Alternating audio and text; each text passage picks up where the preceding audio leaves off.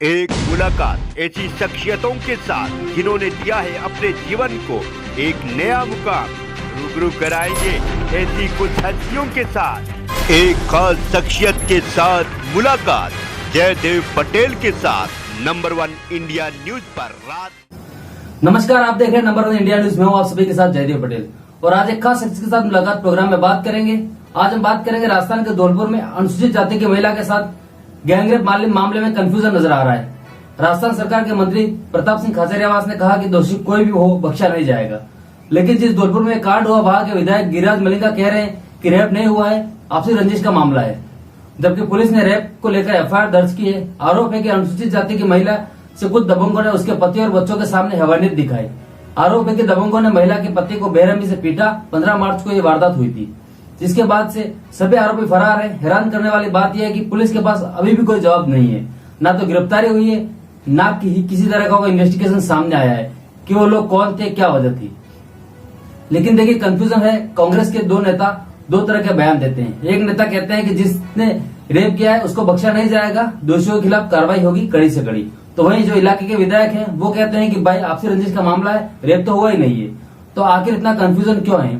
और बड़ी दिक्कत यह है कि अभी तक राजस्थान सरकार की तरफ से ना तो कोई बयान आया है। 15 तारीख की वारदात है, पुलिस ने अभी तक इन्वेस्टिगेशन में क्या कुछ पाया है इसे लेकर कोई बयान नहीं आया है। अनुसंधान चल रहा है, जांच चल रही है। अरे गांव के दबंगों ने एक महिला के साथ बेदर्दी से पेश आ रहे हैं, गैंगरेप का आरोप लगा रहा है और अभी तक पुलिस को कोई पता नहीं चल पा रहा है। इसी पर आज का सवाल है कि धौलपुर कांड को लेकर राजस्थान की कांग्रेस में भ्रम की स्थिति क्यों है और स्थानीय विधायक ने कहा कि रेप नहीं हुआ, इसका क्या मतलब है? इसी पर चर्चा करने के लिए हमारे साथ दो खास मेहमान जुड़ गए जिन्हें आप देख पा रहे हैं। बीजेपी प्रवक्ता अशोक सिंह शेखावत और कांग्रेस नेता विजय कौशिक। आप दोनों का बहुत बहुत स्वागत है आज हमारे प्रोग्राम में। विजय जी, मैं आपसे शुरुआत करता हूं। एक नेता कहता है कि दोषियों को बख्शा नहीं जाएगा और जो इलाके के विधायक है मलिंगा वो कहते हैं कि आपसी रंजिश का मामला है। तो क्या सरकार को पता नहीं है कि उसके इलाके में क्या चल रहा है? 15 तारीख की वारदात है। देखिए, सबसे पहले मैं आपको ये स्पष्ट कर दूं कि किसी भी दोषी को बख्शा नहीं जाएगा, बिल्कुल नहीं बख्शा जाएगा। जो हमारे राजस्थान के मंत्री हैं उन्होंने बिल्कुल सही कहा है। लेकिन जो मौके के हालात हैं, जो सिस्टम है, वो जांच के बाद ही पता लगता है कि क्या घटना घटी, किस तरह घटी और कौन कौन लोग इसके दोषी हैं।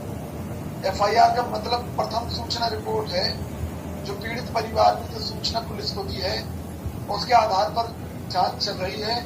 जो भी दोषी होगा वो बख्शा नहीं जाएगा और कांग्रेस पार्टी में कोई कंफ्यूजन नहीं है, कैसा भी कंफ्यूजन नहीं है, आपको स्पष्ट कर रहा हूँ।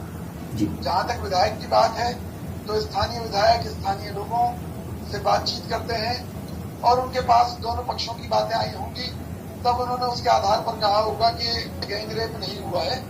लेकिन ये काम विधायक का नहीं है, इसका निष्कर्ष निकालना पुलिस का काम है और पुलिस अपना काम बखूबी करेगी, क्योंकि साक्ष्यों के आधार पर कड़ी से कड़ी कार्रवाई की जाएगी। अगर गैंगरेप हुआ है तब भी, नहीं हुआ है तब भी, किसी महिला को अपमानित करना, उसके साथ मारपीट करना, उसके परिवार के साथ मारपीट करना, कानून की दृष्टि से जो भी संगीन से संगीन जो धाराएं इसमें लगनी चाहिए वो लगेंगी और दोषी गिरफ्तार होंगे।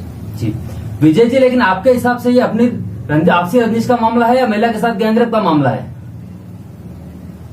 देखिए, जब आप खुद एक पत्रकार के तौर पर दोनों पक्षों से जाकर मिलेंगे तभी आपके सामने सच्चाई आ पाएगी। मैं तो दोनों परिवारों से जाकर मिला नहीं और हमें मिलने की जरूरत भी नहीं है, क्योंकि प्रशासन का काम है दोनों पक्षों की सुनना और जो साक्ष्य है वो साक्ष्य क्या कह रहे हैं, सबूत क्या कह रहे हैं, उनके आधार पर कार्रवाई करना। तो ये प्रशासन उम्मीद है कि 1-2 दिनों में अपनी जांच करके पूरा निष्कर्ष ठीक है सभी के सामने रख देगा। जी अशोक जी, आपने सुन ही लिया कांग्रेस का बयान की पता ही नहीं है इलाके में क्या हुआ। राजस्थान में सरकार है, अशोक गहलोत का बयान नहीं आया, 15 तारीख की वारदात है, पुलिस अभी तक खाली हाथ है और मंत्री जी कहते हैं कि दोषियों को बख्शा नहीं जाएगा और इलाके के विधायक कहते हैं कि कोई रेप नहीं हुआ है, आपसी रंजिश का मामला है। तो पटेल जी, मैं सबसे पहले तो आपको ये बताऊं कि कांग्रेस का पार्टी और सरकार और तीनों ही 3 साल से कंफ्यूज है और कंफ्यूज यदि सरकार चलती है तो कंफ्यूज क्रिएट करती है। आप देख लीजिए, मंत्री का और विधायक का अलग अलग बयान है और ये बात तो सही है कि कौशिक जी ने स्वीकार भी कर लिया कि साहब ये विधायक जी का काम नहीं, ये पुलिस का काम। लेकिन वो विधायक जी इतने दबंग हैं आप देख लीजिए कि जिसको रेप हुआ है, गैंग रेप को कह रहे हैं पारिवारिक मामला है, इससे ज्यादा कितना होगा? मैं कह रहा हूं कि मुख्यमंत्री को इमीडिएटली एक्शन लेना चाहिए। जैसे जैसे दबाव बढ़ेगा प्रशासन पर, पुलिस पर और विक्टिम को, आप देखिए कि किस प्रकार से विक्टिमाइज किया जाएगा। तो एफआईआर के जो उनको न्याय मिलना चाहिए था, उस न्याय के अंदर कुछ भी हो सकता है। एक तो ये बात है। दूसरा मैं कह रहा हूं कि जब से ये सरकार बनी, कांग्रेस की सरकार बनी है, गहलोत साहब यहाँ बने और विभाग भी इनके पास है, और जब ऐसी बात आई कि रेप की संख्याएं राजस्थान में ज्यादा क्यों है, दलितों का राजस्थान में उत्पीड़न क्यों ज्यादा होगा, तो रेप और दलित उत्पीड़न की बात आती है तो शांति धारीवाल जी ने विधानसभा की पटल को क्या कहा, ये मर्दों का देश प्रदेश है, ऐसे वक्तव्य दिए, अमर्यादित भाषा बोली और जो मतलब अलोकतांत्रिक भाषा है,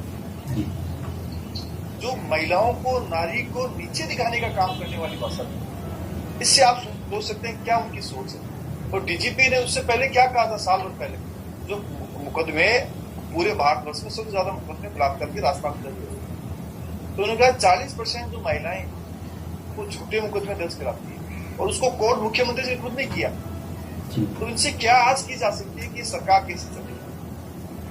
तो ये उदाहरण, कई उदाहरण है। 2019 के लोकसभा चुनाव देख लीजिए आप, कैसे मुकदमों को दबाया गया उस समय अलवर के अंदर, पीड़िता की एफआईआर दर्ज नहीं करी है और एसपी के पास नहीं गई। तो सरकार आज वर्तमान में आप देखेंगे तो सबसे अधिक मुकदमे राजस्थान के अंदर दर्ज हुए 3 सालों में जी, और रेप के पीड़ितों का मामला क्या है, वो जिसमें अलग अलग स्टेटमेंट आते हैं सरकार के कि साहब हमने फ्री एफआईआर कर दी, 1 साल हो जाए, 2 साल हो जाए, 3 साल हो जाए। आज इसी में देख लीजिए क्या होगा।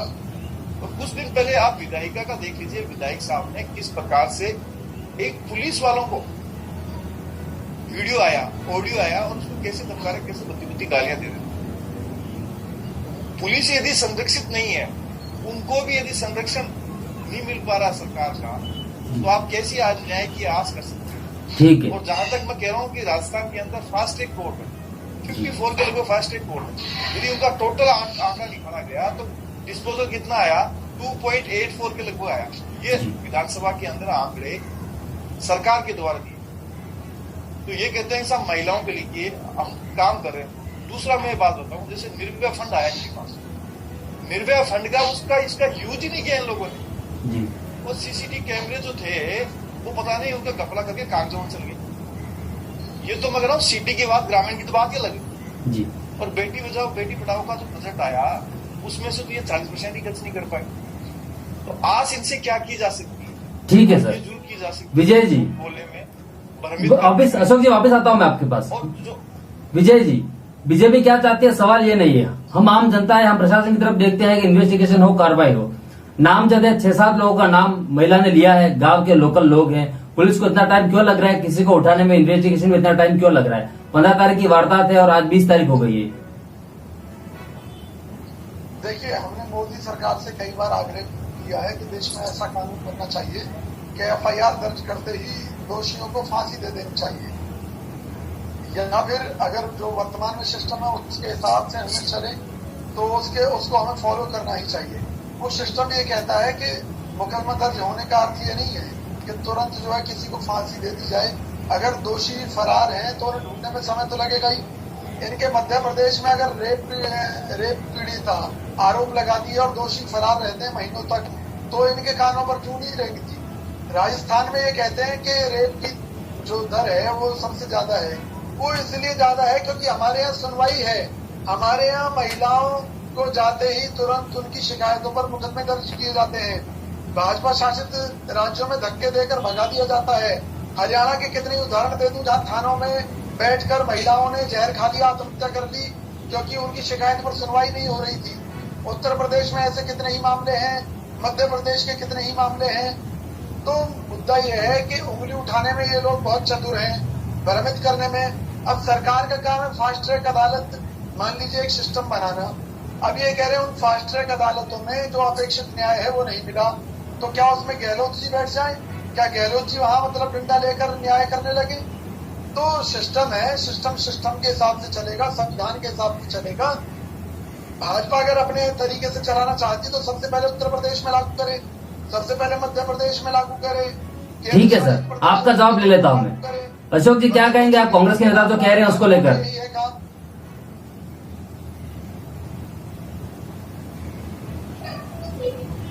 जी अशोक जी रेस्पॉन्स कीजिए।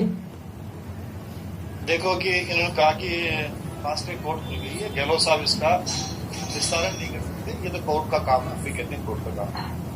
लेकिन आपने अपने जन घोषणा पत्र जो आए थे 2018 में दिसंबर, उसमें लंबी लंबी चौड़ी बातें की थी कि हम एक तरह से न्याय प्रणाली को सुदृढ़ करेंगे और कोर्टों को स्थापित करेंगे। जो पहले से जो क्या कर सकते थे? हाँ बेहतर तो, हाँ सही बात है, आप कह रहे हो बेहतर तो हम 3 साल से देख रहे हैं राजस्थान में क्या बेहतर चल रहा है। बेहतर चल रहा है ना, ऐसा बेहतर चल रहा है जिसकी आप कल्पना ही नहीं कर सकते। झूठे वादे करना, आपने कर्ज माफी कर दिया किसानों का, नहीं किया। रोजगारों को रोजगार दिया, नहीं दिया। नहीं, आप किसान हैं और आपका कर्ज माफ नहीं हुआ तो आप अपनी डिटेल भेजिए, हम देखेंगे आपका कर्जा क्यों माफ नहीं हुआ। लेकिन किसानों के नाम पर देश को गुमराह करना बंद कीजिए आप। कौशिक जी आप राजस्थान से, मैं बता सकता हूँ 2018 के अंदर आपके राहुल गांधी जी आए थे, 10 तक गिनती बोली कि सूरज उगे ना उगे, चांद चाहे छिपे ना छिपे, लेकिन आपका 10 दिन में कर्जा माफ हो जाएगा। राष्ट्रीयकृत बैंकों में लिया, लेकिन आप देखिए कि कम से कम भी 60 लाख के लगभग जो किसान है उनका कर्जा आज भी माफ नहीं हुआ, नाम मात्र की माफ किए हैं। और जो भी 15-15, 20-20 हजार, 5-5 हजार वाले कोऑपरेटिव लोन माफ किए, बाकी कोई नेशनलाइज आप मान रहे हैं ना माफ किए हैं। नहीं, वो तो वसुंधरा जी ने केंद्रीय, आप देखिए केंद्र सरकार के जो बैंक हैं उनके तो पैसा दे दीजिए। अच्छा आप वादा आप मोदी जी माफ करें, वादा आप क्यों नहीं माफ करेंगे? मेरी बात सुनिए, अगर राज्य सरकार टैक्स के रूप में लाखों करोड़ रुपए केंद्र सरकार को दे सकती है, जीएसटी के माध्यम से राजस्थान से पैसा आपको नहीं मिला जीएसटी, तो क्यों नहीं माफ करेगा? अगर किसान, आप अगर खुद भाजपा ये कह रही है कि किसान वादा आशा की हालत में है और राज्य सरकार अपने अधिकार क्षेत्र के बैंकों के द्वारा माफ कर चुकी है, तो केंद्र सरकार को भी करनी चाहिए। इसमें क्या है? वादा तो आपने सरकार ने अपना वादा निभा दिया ना। सर अपन मुद्दे पे बात करें, मुद्दे से नहीं बढ़ते, उस पर अपन किसी और दिन डिबेट करेंगे। विजय जी मेरा आपसे अगला सवाल है। अशोक जी मैं वापिस आ रहा हूँ आपके पास। विजय जी, और आज भी मुद्दा है, देखिए हमने माफ लिए हैं, झूठ बोल रहे हैं। अगर आपका लोन माफ नहीं हुआ तो आप अपनी शिकायत दीजिए गहलोत जी सरकार के पास, निश्चित तौर पर आप। विजय जी आपसे मेरा अगला सवाल है कि आपके विधायक साहब सो रहे थे क्या, जो एक प्रथम दृष्टि एफआईआर दर्ज की जाती है और उनको पता ही नहीं होता है कि हुआ क्या है?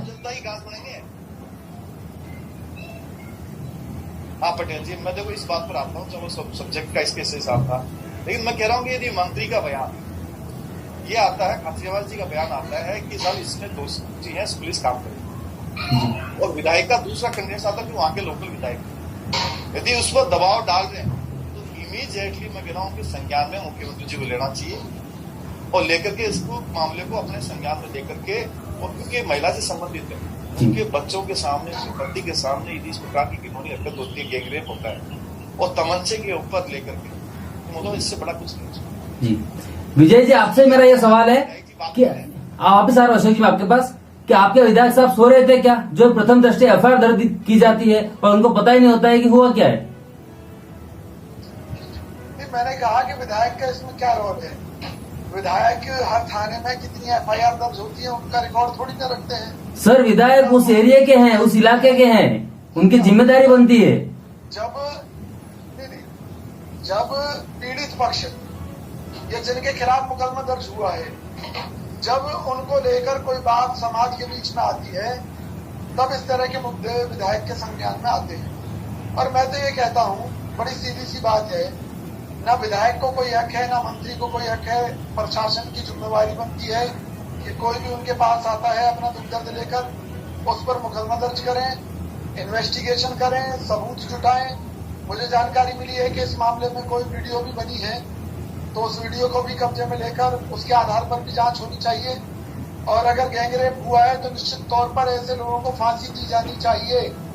लेकिन हमारे देश का कानून भी यही कहता है कि किसी निर्दोष को नहीं फंसाया जाना चाहिए, और निर्दोष तभी फंसने से बचेंगे जब उनके ऊपर एक ईमानदारी से काम करने का दबाव होगा।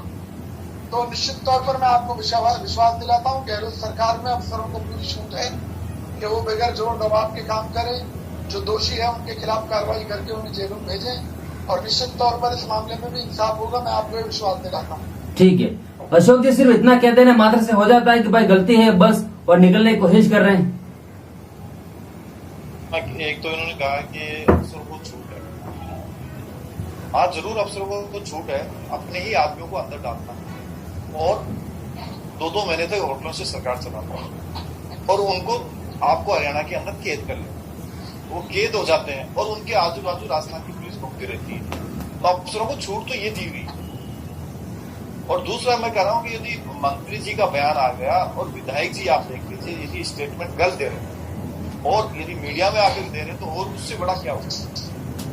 मैं कह रहा हूं कौशिक जी तुम सही कह रहे हैं, ये काम किसका है? प्रशासन का है, पुलिस का है, लेकिन सरकार चला रही है। तो सरकार यदि ऐसे तत्वों को चाहे विधायक हो उनको खुल्लम खुला छूट दे रखी है तो आप मान सकते हैं कि सरकार राजस्थान में क्या चल रही है।